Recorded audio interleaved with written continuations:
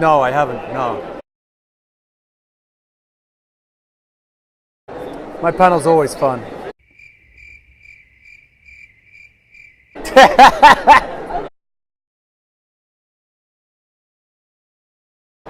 You know, we get to just kind of travel the country, the world together, promoting the show and positivity, because that's what conventions are all about. You know, it's a lot of fun. You know, you got people who don't necessarily fit in to stereotypes, who kind of left out, feel lonely or silly because of their passions, and conventions are just full of people that are passionate about similar things. People from all over the world come to these cons with positivity, and they're not afraid to be who they are, and it's a magical place. And so, you know, the panel, we kind of get to answer questions that they've always kind of wanted to ask us, you know, and so we have a lot of fun, and yesterday's panel was no different.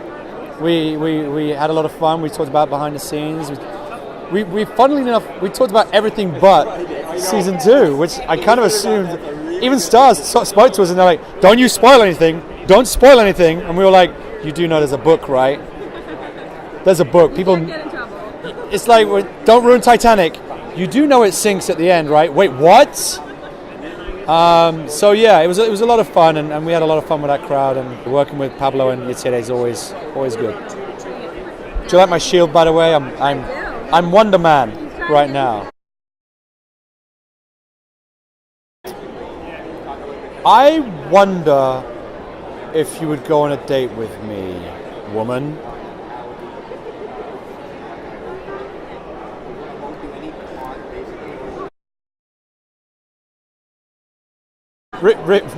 Ricky Whittle doesn't. His lines suck. So you need to be someone other than Ricky Whittle, because his lines are terrible. I'm not very good at lines. I don't have lines, so pick up lines and stuff like that. You just got to be yourself. If yourself is Batman or Brad Pitt. Just be nice. Be respectful. Respect ladies. Respect gentlemen. Smile.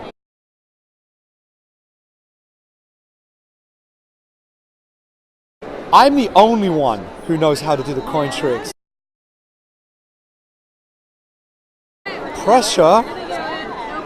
Like, oh, and you give me a tiny coin as well, so she stitched me up. So, you've got to basically warm the coin up.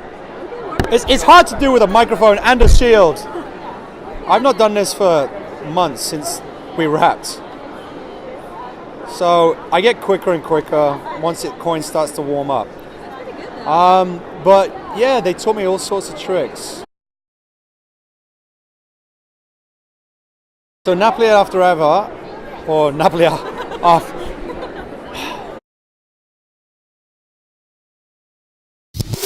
NAPPILY EVER After. It's a tongue twister. It's a romantic comedy. It stars Sanaa Lathan of American Assassin, which is in the movie theaters right now. Love and Basketball, you know, people love that cult classic. And she's the perfect woman. You know, she wakes up an hour before me, does her hair and makeup, so when I wake up, you know, she's flawless. And so she's kind of living this fake life of what she believes everyone wants of her, you know. I think it's very relatable to everyone. You know, we kind of portray ourselves as what the world wants and what our partners want, instead of just being who we should be, ourselves, you know, and hope that people love us for who we are. And that's what the film's about. It's kind of very much a Bridget Jones's Diary tone, where, you know, it's about a woman trying to find herself, trying to find the happiness in who she is, and not what the world expects her and wants her to be, in her job, in her relationships, and in herself, you know. So she ends up breaking up with my character, finding herself. She shaves her head, which Sanaa did in real life, and she's basically realizing that her hair doesn't make her beautiful, you know, her job doesn't make her important, and being perfect isn't really who she is, you know, and she finds people that love her flaws and love her for who she really is, and it's a real feel-good film. It's not the usual Hollywood formula, so I won't say too much, but when you watch it, it's not the usual guy meets girl, guy loses girl, guy gets girl back.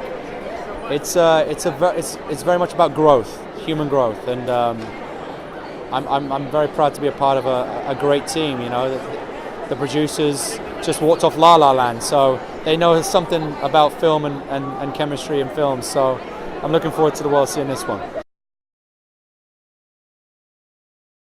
It should come out next year. It'll be on Netflix, and I'm looking forward to it. Yeah, Nappily Ever After. Don't miss it.